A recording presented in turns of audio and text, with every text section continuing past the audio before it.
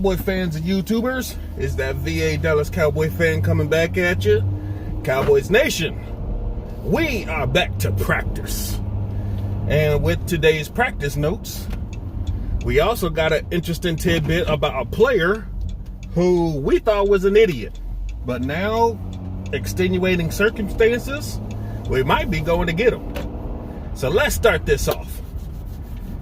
We had a simulated walkthrough practice today, and back on the field was Andy Dalton. He has passed his concussion protocol and is off the COVID-19 list. So it looks like he will be ready to suit up and boot up for the Minnesota Vikings this Sunday. I don't know if that's good news or not yet. We'll have to see if anything comes of that come game time. Hopefully, the time away has let him sit, watch the offense go through DiNucci and Garrett, and see if he has any improvements. Hopefully, he does better than his last two outings. Stephen Jones tried to appease the fans by saying that just because one guy, Zach Martin, was not on the offensive line during his games, that was the reasoning he was so bad. Okay, I guess you can say that the offensive line was simply even worse than worse when Dalton was playing compared to the other guys. But that's like saying one guy is going to save the whole team, and we know that's just not true.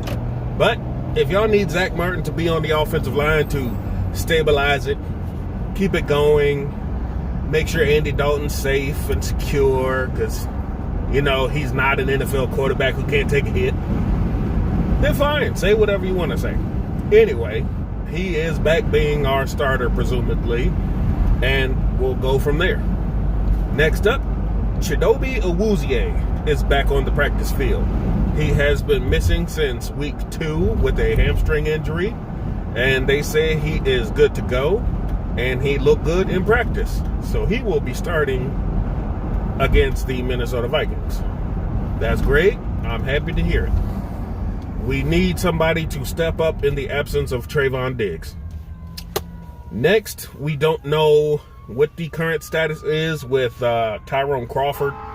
He is on the COVID-19 list, and we have no idea if he's going to get taken off this week or not. So they're playing it by ear daily, and we'll just have to see what happens come later in the week, if he will be able to come off the list. If not, they're going to run with defensive tackles Neville Gallimore, Antoine Woods, and the guy we traded a 7th round pick for, Eli Nq. Now, somebody actually commented to me that who cares about that trade, but if you look at the film on the guy, he actually stood up pretty well against the Steelers. He may not have had his name called out as much as Neville Gallimore, but he held up his end of the deal, and with more practice time and playing time, who knows? We might have lucked into a great player with only a 7th round pick. So that's why I said I reported that the news about picking him up, even though everybody thought, who cares, it's a wasted player. You never know who these gems are. Once they get to a new team, you never know what they can do. Everybody thought David Irvin was a wash until we picked him up, and he came to be a game changer. But then that also brought along attitude problems, and that's why he was no longer with the team. But on to the other news. It looks like DeAndre Baker, who was released by the Giants after the whole incident in the summer with the hold up at a party or robbery or something that happened at a cookout / party that him and Quentin Dunbar attended. The word was that they got upset about some things that were being said about them, and they decided to rob the whole party. Apparently, some of the stories were not true, and the victims of this alleged robbery are less than reputable. So, up to this point, the police and the prosecution were working with the victims to press the charges, but apparently the victims, through their lawyer, decided to try and extort money out of Baker.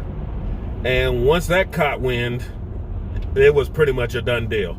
The whole prosecution was dropped. The charges were dropped. The lawyer was arrested for extortion. And now the credibility of the witnesses has all come under the question. That's why the case was dropped. So now he is cleared of all charges. He is probably not really going to see any kind of penalty from the NFL. And he's a free agent. He can legally sign with any team in the league he wants to right now. There have been feelers out for him. Apparently, there's a private internal inquiry into looking at him. And he's 23. He's a former first-round pick. And he might be an upgrade over the guys we got.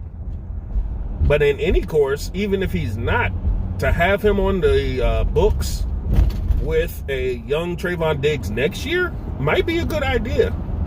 You won't have to spend a high round draft pick on possibly another corner if you already got one on the roster. And it might prove to be a good deal if he wants to play for the Cowboys and the money situation is correct. So keep a lookout for that. The Cowboys are definitely going to keep a lookout for that. And we'll have to see how the rest of this week goes. Still no definitive word if Marquette King has won the punting job. It's currently being bandied about. So we'll have to see how this week plays out in competition to see if he'll be picked up. And that's the news I got for now. I hope you guys take care, stay safe, take care of yourselves. Ooh. And we'll talk to you later. VA Dallas Cowboy fan, out.